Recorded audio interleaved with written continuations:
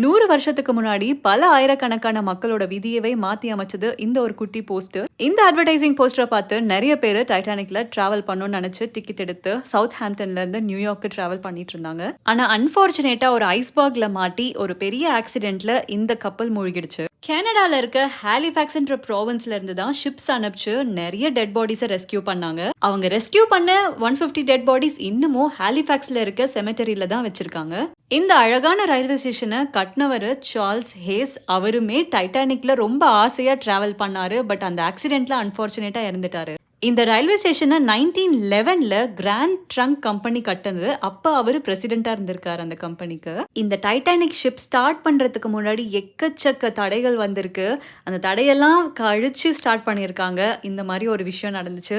இதை பார்க்கும் போது தான் ஏதாவது தடங்கள் வந்தா அந்த காரியத்தை தள்ளி போடுன்னு வீட்டில் சொல்றதுல தப்பு இல்லையோ அப்படின்னு சொல்லி தோணுச்சு. பாய்.